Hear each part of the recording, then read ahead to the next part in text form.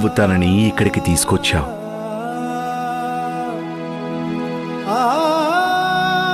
పెద్ద పెద్ద కష్టాల్ని, గాయాలని, సమస్యలని మనుషులు భరించగలరు. ఎందుకంటే వాళ్ళకి సొంత వాళ్ళు తోడుగా ఉంటారు. కానీ ఎప్పుడైతే సొంత వాళ్లే మోసం చేస్తారో,